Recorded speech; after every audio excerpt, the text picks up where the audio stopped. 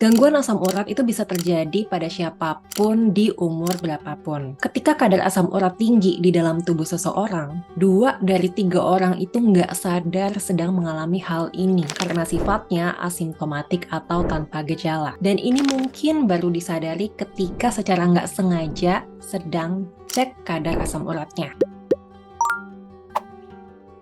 Asam urat itu sebenarnya bukan nama penyakit, tapi adalah zat kimia yang merupakan hasil akhir dari metabolisme purin di dalam tubuh kita yang nantinya akan dibuang melalui ginjal. Jadi secara normal memang ada di dalam tubuh kita dalam kadar yang normal. Tapi kalau kadarnya lebih dari normal, hati-hati.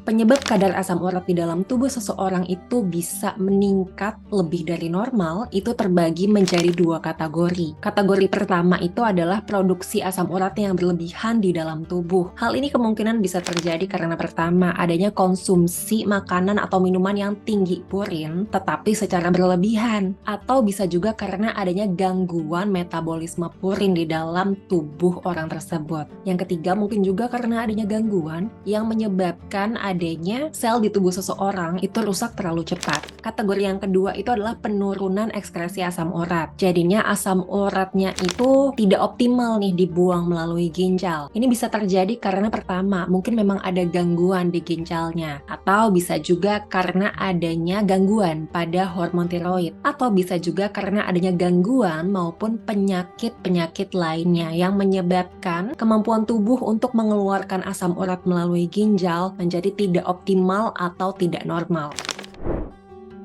Keadaan asam urat yang berlebihan di dalam tubuh seseorang itu sebutannya adalah hiperurisemia. Nah, 2 dari 3 orang yang mengalami hiperurisemia itu sifatnya asimptomatik alias tidak bergejala. Sedangkan 1 dari 3 orang yang mengalami hiperurisemia itu mengalami gejala karena adanya gangguan yang sedang terjadi di dalam tubuhnya. Ada 2 kemungkinan yang terjadi karena adanya gangguan kadar asam urat ini. Yang pertama paling umum itu adalah terjadinya radang sendi atau istilahnya adalah gout arthritis. Peradangan pada sendi yang terjadi karena adanya gangguan kadar asam urat yang lebih dari normal. Gangguan yang kedua karena tingginya kadar asam urat ini bisa juga terjadi pada ginjal. Gangguannya adalah batu ginjal karena batu asam urat. Nah, untuk gout sendiri, untuk peradangan pada sendi yang terjadi karena adanya gangguan pada kadar asam urat, itu gejalanya adalah nyeri. Tapi nyerinya itu juga spesifik nih, biasanya nyerinya itu khas. Jadi sifat nyerinya itu adalah yang pertama, itu nyerinya hebat banget. Jadi emang bener-bener nggak enak banget rasanya. Biasanya kalau baru pertama kali mengalami gejala ini, itu sendi yang terkena adalah sendi jempol kaki. Yang kedua, nyerinya itu sifatnya mendadak. Jadi bukan gradual, bukan yang awalnya kok kayak nggak enak ya sendinya, terus lama-lama makin nggak enak, lama-lama kok makin sakit ya, kok makin parah ya sakitnya. Bukan seperti itu, tapi khasnya adalah nyerinya tiba-tiba.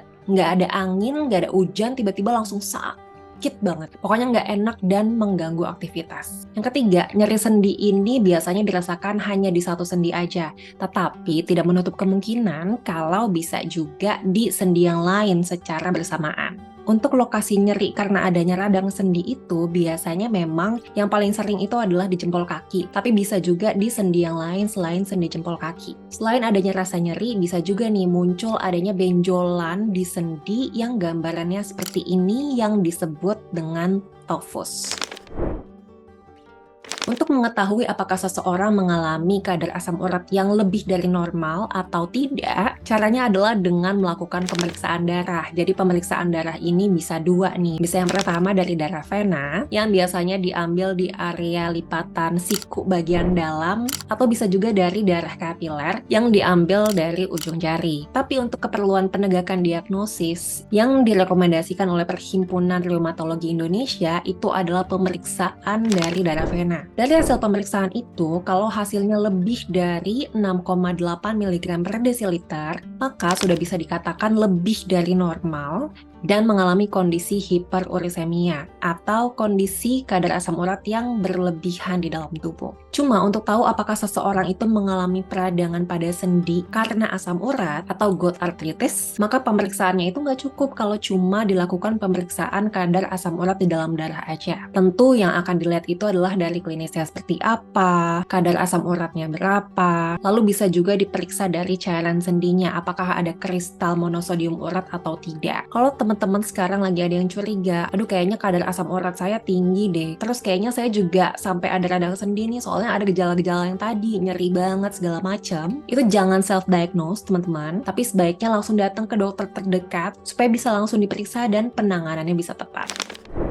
Untuk pencegahan agar kadar asam urat di dalam tubuh kita itu bisa terjaga dalam rentang normal, nggak berlebihan nih, itu ada beberapa tipsnya. Itu yang pertama adalah hindarin konsumsi makanan atau minuman yang tinggi purin secara berlebihan. Ya memang enak sih, tapi kalau mau konsumsi, sebaiknya konsumsi secukupnya aja dan jangan berlebihan. Apalagi yang punya resiko mengalami gangguan asam urat. Yang kedua adalah jaga berat badan tetap ideal. Ini penting karena berat badan yang berlebihan itu adalah salah satu faktor risiko terjadinya gangguan asam urat. Yang ketiga, olahraga rutin nih pastinya. Frekuensinya 3-5 kali dalam seminggu. Kalau misalnya lagi nggak sempet ya 3 kali aja. Durasinya tiap olahraga 30-60 menit itu cukup. Cuma perlu diingat, hindari olahraga yang sifatnya berpotensi atau beresiko terjadi trauma pada sendi. Yang keempat, minum air yang cukup lebih dari 2 liter per hari atau sesuai dengan kebutuhan cairan berdasarkan berat badan. Semoga video ini berguna dan semoga kita sehat terus. Assalamualaikum.